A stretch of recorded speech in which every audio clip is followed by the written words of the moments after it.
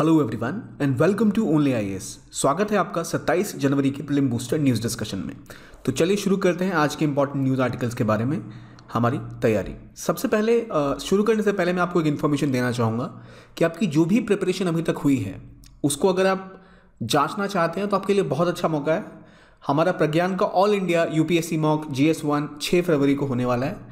जो यूपीएससी की टाइमिंग होती है ये बिल्कुल उसी के हिसाब से प्लेस्ड है। 9:30 बजे आप इसको अटेम्प्ट कर सकते हैं। अभी मौका है, आप जल्दी से जल्दी रजिस्टर करिए और इसमें आपको ऑल इंडिया रैंकिंग मिलेगी, आपको पूरा एनालिसिस मिलेगा सब्जेक्ट वाइज, और ख़ास बात कि आपको एक पूरा सॉल्यूशन भी प्रोवाइड किया जाएगा। और यहाँ आप अपने आप को देख पाएंगे कि ऑल ओवर इंडिया आपकी रैंक क्या बन रही है, किन एरियाज़ में आपकी कितनी प्रिपरेशन हुई है और कहाँ पर कौन सी कमी है। तो बहुत अच्छा मौका है ये अपने आप को परखने का आपके पास। तो प्लीज़ 6 फरवरी को इसे ज्वाइन करना ना भूलें, जो कि हमारा Pragyan all India UPSC mock GS1। तो चलिए शुरू करते हैं आज के आर्टिकल। और पहला आर्टिकल है ट्रेड डिफेंस विंग के बारे में। ट्रेड डिफेंस विंग ने हाल ही में इंडियन एक्सपोर्टर्स को बहुत मदद की है, ये बात न्यूज़ में आई। तो इससे हमें पता लगता है कि पहली बात है क्या ये ट्रेड डिफेंस विंग। तो नॉर्मली जब दो देश ट्रेड करते हैं तो उनमें जैसे मान लीजिए इंडिया यूरोप के साथ ट्रेड कर रहा है, तो यूरोप के अपने नियम है ट्रेड के, इंडिया के अपने नियम है ट्रेड के। तो यूरोपियन कंपनीज को ऐसा लग सकता है कि भारत की कोई कंपनी वहाँ आके बहुत सस्ते दरों पे कोई सामान बेच पा रही है क्योंकि भारत की सरकार उनको सहयोग दे रही है। तो EU की कंपनीज आवाज़ उठाएंगी, अपने देश को कहेंगी, अपने सरकारों को कहेंगी कि देखिए इंडियन जो इम्पोर्ट्स हैं, इंडियन जो एक्सपोर्ट्स हमारे देश में हो रहे हैं वो ज़्यादा सस्ते इसलिए हो पा रहे हैं क्योंकि वहाँ की सरकार उनको सपोर्ट दे रही है। और WTO का ऐसा नियम है कि गवर्नमेंट जो है वो किसी भी अपनी कंपनी को अननेसेसरी सपोर्ट प्रोवाइड नहीं कर सकती। कुछ एरियाज में ही आप सपोर्ट कर सकते हैं, जो आपके boxes, amber box, green box, इसमें इंक्लूडेड होता है, जो हम बाद में डिस्कस करेंगे। लेकिन मान लीजिए यूरोप की किसी कंपनी ने बोला कि इंडिया की कंपनी जो है वो सामान इसलिए सस्ता बेच पा रही है क्योंकि गवर्नमेंट उनको सपोर्ट कर रही है।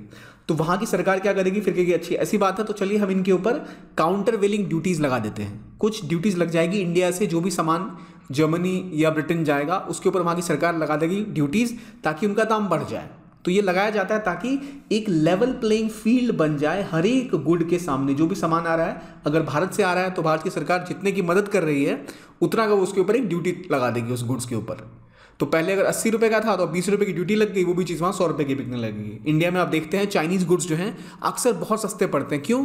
क्योंकि वहाँ की सरकार वहाँ पहले मैन्युफैक्चरिंग में हेल्प करती है, उनके पास स्केल होता है। इस वजह से चीज़ों के दाम इंडिया के बनस्पत बहुत कम होते हैं। तो इन्हीं चीज़ों के केस में अक्सर ऐसा होता है कि क्योंकि इंडिया के लेट्स से एग्रीकल्चरल गुड्स हैं, वो बहुत ही किसान गरीब रहते हैं, तो उनको सपोर्ट करने के लिए इंडिया सब्सिडी देती है। लेकिन हो सकता है यूरोप की कंपनियां या US की कंपनी ऐसा बोले कि नहीं, सरकार उनकी गलत तरीके से मदद कर रही है, इसलिए इनका सामान ज़्यादा कॉम्पिटिटिव हो पा रहा है। तो उन सब चीज़ों से बचने के लिए जो समस्याएं आती हैं उनको समाधान करने के लिए एक ट्रेड डिफेंस विंग इंडिया का बनाया गया है, जो कि डिपार्टमेंट ऑफ कॉमर्स के अंदर काम करता है।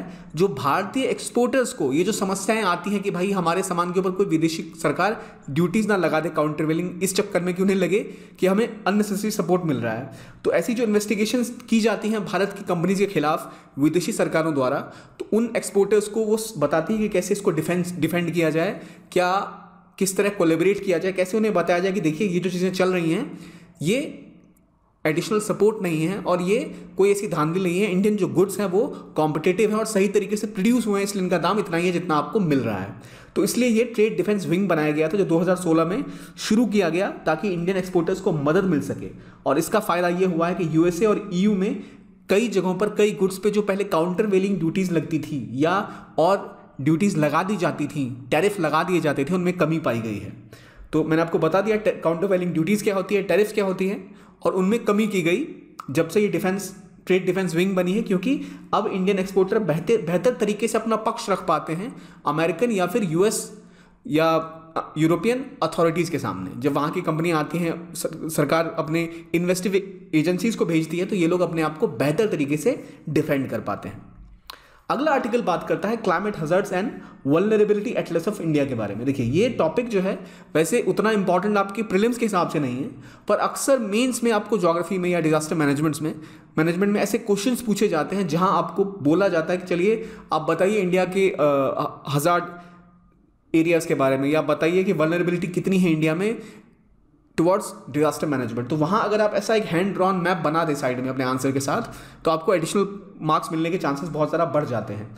तो अब जैसे आईएमडी यानी इंडियन मेट्रोलॉजिकल डिपार्टमेंट ने ये जो अपना एटलस निकाला है क्लाइमेट हजार्ड और वल्नरेबिलिटी का, ये आपको इस तरह दिख रहा है, जिसको आप बेसिकली बस याद रखिए किन एरियाज में ज़्यादा साइक्लोन्स आते हैं। नॉर्मली भी आप बता सकते हैं कि साइक्लोन्स कहाँ ज़्यादा आते होंगे, वेस्ट बंगाल का रीजन हो गया, उड़ीसा का रीजन हो गया, थोड़ा बहुत गुजरात में, तो वही कहानी है। पर ये मैप अगर आप देख लें और इसको अपने पास नोट डाउन कर लें कहीं इसके सेक्शंस, ताकि अगर आप आंसर राइटिंग प्रैक्टिस करें तो वहाँ ऐसे flow chart type normal maps India का बना के इंडिकेट कर दें तो आपके नंबर्स काफ़ी बढ़ते हैं। तो CRS जो है वहाँ के ऑफिस से ये एड्रेस निकला है, जिसमें बताया गया है कि प्राइमरीली जो एरिया है वो है वेस्ट बंगाल का 24 परगना डिस्ट्रिक्ट, फिर पूर्वा मेदिनीपुर जो वेस्ट बंगाल में पड़ता है, वहाँ पे हाईएस्ट साइक्लोन वल्नरेबिलिटी है इंडिया की। कहाँ पर? पूर्वा मेदिनीपुर वेस्ट बंगाल में। होता ये कि अगर आपको ऑप्शन में उड़ीसा का कोई एरिया पूछा होता और ऊपर वेस्ट बंगाल का ऑप्शन होता तो अक्सर चांसेस होते हैं कि लोग उड़ीसा टिक कर देते हैं, पर वो है पूर्वी मेदिनीपुर जो कि है वेस्ट बंगाल में, पूर्व मेदिनीपुर सॉरी ये नाम है इसका। और जो एक नॉर्मल ऑब्जर्वेशन है कि ईस्टर्न कोस्ट जो है इंडिया का ज़्यादा वल्नरेबल होता है साइक्लोन के मामले में, वो हमें पता ही है। तो ये कहानी हो गई क्लाइमेट हज़ार्ड के बारे में, और ये एटलस निकाला है आईएमडी ने। तो ठीक है, आगे बढ़ते हैं और जानते हैं प्रधानमंत्री राष्ट्रीय बाल पुरस्कार के बारे में। भारत के प्रधानमंत्री हाल ही में जिन बच्चों को प्रधानमंत्री राष्ट्रीय बाल पुरस्कार मिला उनसे उन्होंने बातचीत की, तो इसमें दो चीज़ें हैं। यहाँ दो अवार्ड्स होते हैं, एक होता है बाल शक्ति पुरस्कार, एक होता है बाल कल्याण पुरस्कार। तो 1996 से ये दोनों ही पुरस्कार दिए जा रहे हैं, और जो बाल शक्ति पुरस्कार है वो नॉर्मली बच्चों को ही दिया जाता है जिनकी उम्र 18 साल से कम हो, जिन्होंने कोई विशेष कार्य इस क्षेत्र में किया होता है, उनको राष्ट्रपति द्वारा सम्मानित किया जाता है और उनसे प्रधानमंत्री भी मिलते हैं। लेकिन जो बाल कल्याण पुरस्कार है ये उनको दिया जाता है या उस संस्था को दिया जाता है जिन्होंने बच्चों की सपोर्ट में, उनको सशक्त करने के लिए स्टेप्स उठाए हो या उनके कल्याण के लिए कुछ किया हो। तो याद रखिए दो अलग अलग कंपोनेंट है, एक बाल शक्ति पुरस्कार और एक बाल कल्याण पुरस्कार, इसको हमें मिक्सअप नहीं करना है। 1996 में कौन सा शुरू हुआ? वो था बाल शक्ति पुरस्कार, जिसे हम नेशनल चाइल्ड अवार्ड कहते हैं फॉर एक्सेप्शनल अचीवमेंट। और ये क्यों दिया जाता है? नाम से ही पता है, एक्सेप्शनल कार्य जो चाहे वो इनोवेशन हो या ब्रेवरी हो या social service, arts and culture के क्षेत्र में हो सकता है। इसमें 1 लाख का कैश प्राइज मिलता है और एक मेडल मिलता है, और आपको राष्ट्रपति प्रधानमंत्री से मिलने का अवसर भी प्रदान किया जाता है। इस साल 29 बच्चों को इसके लिए चुना गया। और जो दूसरा कॉम्पोनेंट था प्रधानमंत्री बाल कल्याण पुरस्कार, जो 1979 से शुरू हो चुका है, इसे नेशनल चाइल्ड वेलफेयर अवार्ड कहते हैं, जो चाइल्ड के वेलफेयर के लिए दिया जाता है। नाम से क्लियर है। तो इसके लिए कोई भी व्यक्ति जो 18 साल से ज़्यादा उम्र का है उसको ही ये पुरस्कार दिया जाता है, जिन्होंने चाइल्ड वेलफेयर के क्षेत्र में काफ़ी काम किया हो उनके लिए। और जो इंस्टीट्यूशन है अगर ऐसा, तो बिल्कुल भी गवर्नमेंट फंडेड 100% नहीं होना चाहिए वो। तो ये बात हो गई हमारे इस टॉपिक की। और इसके बाद देखते हैं एक न्यूज़ जो आई है सर्बिया के बारे में।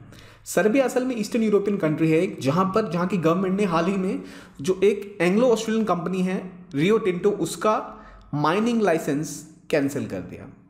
अब दो चीज़ें हैं, एक सर्बियन टेनिस स्टार हैं, उनका नाम पता होगा शायद आपको, जोकोविच, जिनको ऑस्ट्रेलिया में खेलने नहीं दिया गया ऑस्ट्रेलियन ओपन, क्योंकि उन्होंने कोविड के वैक्सीन नहीं ली हुई थी। काफ़ी न्यूज़ बनी इसकी, और कई जगह ऐसा माना जा रहा था कि शायद ये सर्बियन गवर्नमेंट ने उसके रिएक्शन में ऐसा कुछ किया है।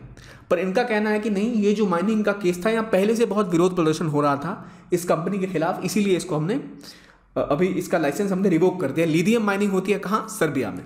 अब सर्बिया की लोकेशन कहाँ है? सर्बिया की खास बात यह, अगर आपसे पूछा जाए कि ईस्टर्न यूरोपियन कंट्रीज में कौन सी कंट्री में लैंडलॉक्ड है, तो उनमें अगर सर्बिया होता तो क्या आप क्लिक करते, उस पर टिक करते या नहीं?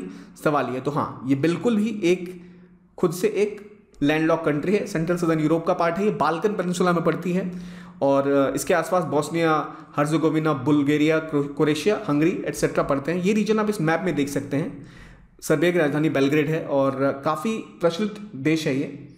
तो ये रीजन है यहाँ का। इसके आसपास कौन सी सी है? मेडिटेरियन सी इसके पास पड़ता है, लेकिन ये असल में एक लैंडलॉक कंट्री है। इसकी करेंसी है दिनार, जो कि सर्बियन दिनार है। तो ये हो गई सर्बिया की बात। आगे बढ़ते हैं और अगला टॉपिक है बोलार्ड पुल टग बलबीर के बारे में। तो असल में जो चौथा टग है इस सीरीज़ का, टग क्या करता है भाई? टग जो बड़े बड़े शिप्स आते हैं ना, उनको अगर जो पोर्ट है वहाँ पर उनको या तो एंकर करना है, उनको कहीं लेके जाना है, तो उतने शिप्स हमेशा वहाँ नहीं चलते। उनके लिए टगर्स होते हैं जो उनको खींच के ले जाते हैं, उनको सपोर्ट करते हैं बर्दिंग में, अनबर्दिंग में, सामान वामान को उतारना है, या फिर उनको अगर कहीं मैन्यूवर करना होता है तो उसके लिए काम आते हैं ये।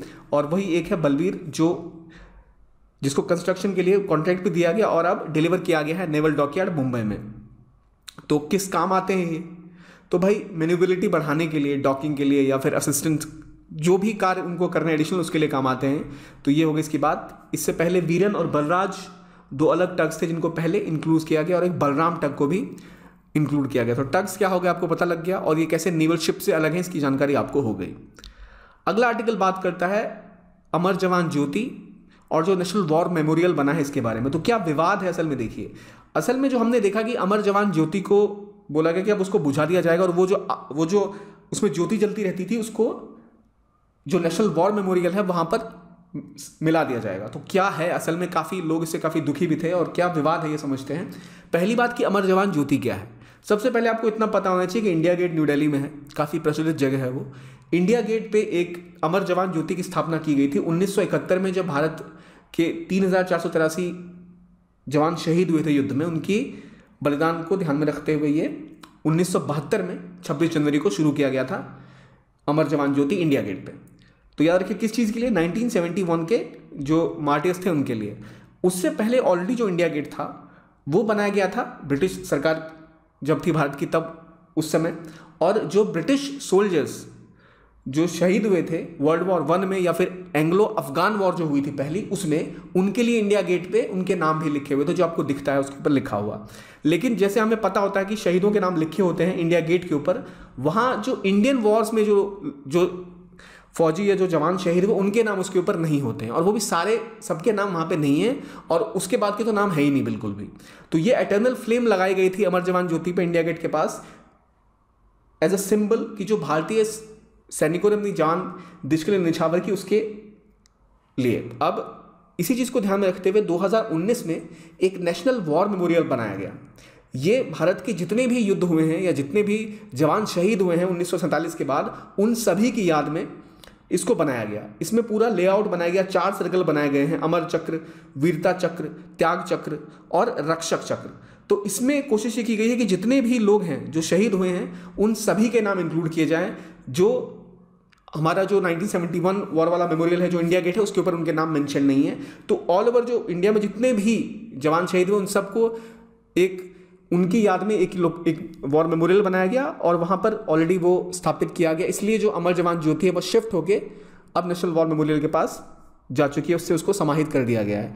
तो ये कारण थी रिलोकेशन का, और इसलिए इसको रिलोकेट किया गया। तो इसलिए अगर आपसे क्वेश्चन आए कि क्या अगर जो इंडिया गेट बनाया गया है उसमें क्या मेमोरियल पे किन लोगों के नाम है, अक्सर ऐसे क्वेश्चन यूपीएससी नहीं पूछती, पर जानकारी के लिए आपको बताना इंपॉर्टेंट था।